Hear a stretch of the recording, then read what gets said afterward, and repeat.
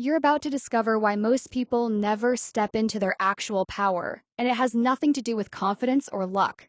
It has everything to do with a fundamental misunderstanding about what authority actually is. I used to think authority was something you earned, something you climbed toward. You get the degree, the title, the followers, the validation, and then finally you have permission to lead. You have permission to speak. You have permission to break things that need breaking. But that's not how authority works. That's the mistake that's costing you everything. Real authority doesn't come from external validation. It comes from internal alignment. It comes from recognizing what's already been placed inside you and refusing to apologize for it anymore. See, most people are walking around with a breaker, anointing they don't even know they have. They're called to dismantle systems, to break strongholds, to shift atmospheres. But instead, they're waiting for someone to tell them it's okay, waiting for the right season, waiting until they feel ready, waiting until they have enough followers or enough credentials or enough proof that they matter. And while they're waiting, their authority is atrophying. It's dying on the vine because authority, true authority, isn't maintained by hesitation. It's activated by recognition and it's sustained by use. The mistake is this. You're treating your power like it's something you need to earn permission to use. But that's backwards. The permission already exists. It exists in the very fact that you sense it, the fact that you feel the call to break, to lead, to shift things. That is the permission. That's the anointing speaking. What most people don't realize is that the universe doesn't give you power you're not ready to use. If you have it, you are born ready. If you can sense it, you can step into it. The only thing stopping you is the belief that you need someone else's approval first. Think about every person who changed their era. Every person who broke what needed breaking.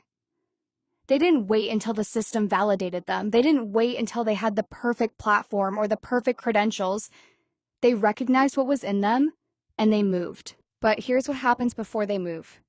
Here's what everyone misses. There's always a crushing season first. There's always isolation.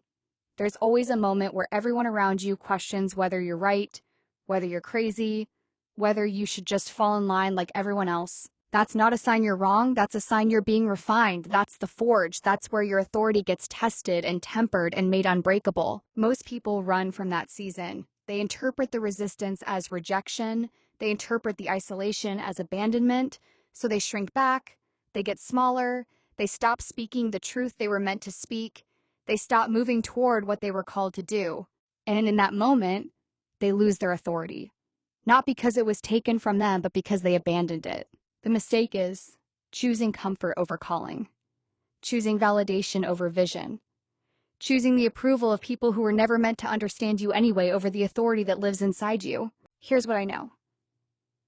If you're sensing something shifting in the atmosphere, you're meant to navigate it. If you're feeling called to break something, you're meant to break it. If you're experiencing isolation right now, you're being positioned. If you're being tested, you're being prepared. The mistake is treating these things like they're obstacles to your authority instead of recognizing them as the birthplace of it. Real authority emerges from the person who's been crushed and refused to stay small. It emerges from the person who was isolated and used that time to know themselves. It emerges from the person who was questioned and questioned themselves right back and found they were solid, unshakable. That's the breaker anointing. That's what breaks systems. That's what shifts atmospheres. Not loudness, not visibility, not followers, but an unshakable knowing of who you are and what you're here to do. So the mistake costing you your authority is this. You're waiting for external permission when the only permission that matters is the internal recognition. You've already been chosen, you've already been called, you've already been equipped. The question isn't whether you have the authority, the question is whether you're going to claim it. And that claiming, it starts the moment you stop running from your crushing season and start recognizing it as your coronation. It starts the moment you stop needing everyone to understand you and start needing to understand yourself. It starts the moment you stop apologizing for the power you were born with and start using it. That's the shift. That's where authority lives.